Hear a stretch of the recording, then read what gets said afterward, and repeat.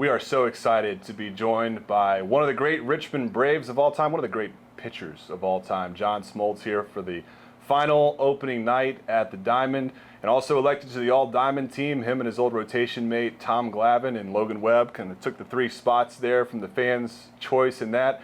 And this is the first time you've been back here, John, since you left here in 1988 to head to the big leagues. I'll tell you what a journey it was for me. It was a rough start, but a great half a season that led me to the Atlanta Braves. But the trade and the ride up, I'll never forget. I drove by myself from Glens Falls, New York to Richmond here, and I was pretty depressed.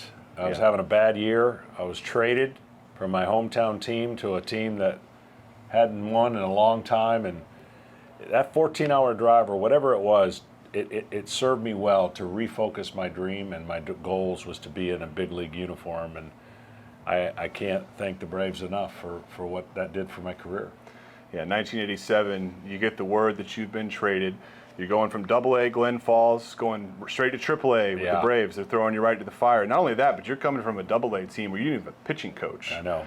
There wasn't much going on. There wasn't a lot good going on over there. I was 5-11 or whatever the numbers were. It wasn't pretty.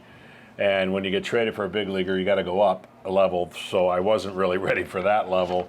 Tidewater was pretty heavily loaded with the Mets and some of their stars. And I just remember being out of body. My summer league coach came, my dad came, and I forgot when runners were on, you got to hold them on. They were stealing bases. It was an ugly performance, but it was an out-of-body experience for me. I knew I didn't belong, but that's where I had to be. I just had to roll with it and go through the process. So they send you here for your first AAA start. They send you to Tidewater, to Norfolk, to face the Tidewater Tides, and I know that a lot of the Braves brass kind of came down. Bobby Cox, who was in the GM role back then, they all come down to watch you pitch down there. And I read the paper, you hit 93 miles an hour. The numbers from that first game weren't great, but they liked what they saw from you. Yeah, you mentioned no pitching coach in AA for the Tigers. I was lost, and there was no hiding that. The one thing on a baseball field, much like golf, you might be able to get away with it for a little while. It's going to expose you, and I was way over my element. I know Bobby Cox put a lot of faith in me and this trade as a general manager, and then eventually became my manager, which was awesome for me.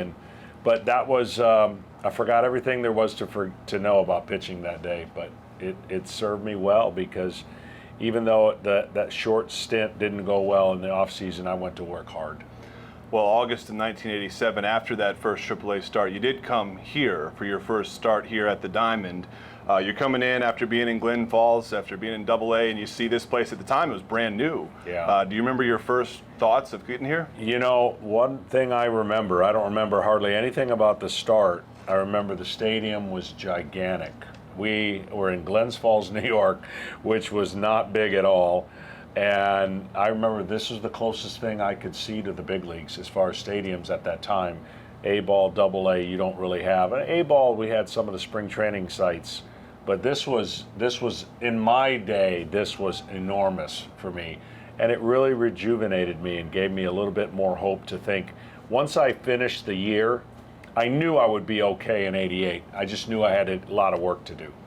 Well, the start was good. It was 7 innings, and then you allowed 1 run, 110 pitches. Okay. So that was a nice bounce back after the outing down in Tidewater. So you made one more start that year. You went to the Instructional League after the '87 season.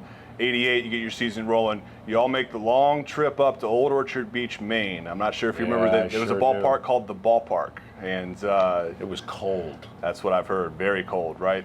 I got to call my dad on a payphone after I think I went 5 or 6 innings, no runs, and I believe I got the win. I don't know if it was a no decision or win, but I called him to tell him how I did. It was 6 hitless innings. Okay. So the Braves said, we've got a pitch count. It was cold. That was the big thing. First start of the year, it was probably, we still go up to Maine in this league, and it's even in May sometimes, it's a little chilly. No, it was cold. You go through that 1988 season here in Richmond, and you there were some ups and downs, some typical first year. You were 20 years old to start the season and already in AAA, and then you hit a really hot stretch, getting about the midpoint of that season, and then you found out you were going to the big leagues for the first time, and you found out in a pretty unique way. Yeah, I sure did. You know, I started to get on that roll. I think I was 11-5, something like that. Was a little disappointed I didn't make the international all-star team. But no, I came to the park one day, was getting ready to start, and they had a payphone. That's how long ago it was. Payphone in the locker room, and they said, there's a reporter wanting to talk to you.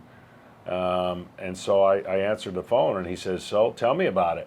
You know, what do you think? And I didn't know what he was talking about. I said, I don't know what you're talking about. He goes, they didn't tell you? I said, tell me what? And he goes, oh, no. Well, you're going to the big leagues tomorrow. You know, you're going to, and I just was in shock. He said, well, the reporter said, you better act surprised when the manager calls you in. And the manager, Jim Beecham, called me in and told me the story and said that I only had 75 pitches is what he told me. And I was like, why do I only have 75 pitches? He goes, because you're going to the show. And so I acted surprised and had 75 pitches. I think I had 5 perfect innings, 15 up, 15 down. Wouldn't let me go any further. I think I had 55 pitches, and my journey was beginning. You know, when you leave, you hope you never come back. Fortunately, I never did, but this experience in that first half season really set me up for, I'm kind of a perseverance guy, you know, rally, dig a hole, get out of it, and never feel like I can, you know, I'm never going to give in. And the year here, the year and a half or whatever it was, that there was a lot of that. Well, you know what's interesting is when going back to when you came to Richmond in 1987, you took the roster spot of Tom Glavine. That's right. He got called up to the big leagues for the first time. There can't be many times where there's been a Hall of Famer swapping, a future Hall of Famer swapping with a future Hall of Famer. Yeah. And y'all went on to have some pretty good years. What's amazing is I always talk about what the trade did for me. And Glavine mentioned to me, he goes, well, it did something for me too. It opened up a spot in the big leagues and I got called up. So once Doyle Alexander got traded, Tom Glavine got called up. And so it was kind of a 2-for-1. It worked out really well. And you know, I don't think I would have made it in the Detroit organization nearly as fast as I did with Atlanta. There's no doubt. It would have been a slower road. So this was the golden opportunity for me to seize. They needed pitching. And you know what? I think back about pitching in that era. It was the perfect era. We were there to learn and develop. There was no, if you don't get it right away, you get sent down. We were given the ball. There were no restrictions. There were nothing. And we learned how to pitch through some really, really tough times. And it served us well because we went on an unbelievable roll after that.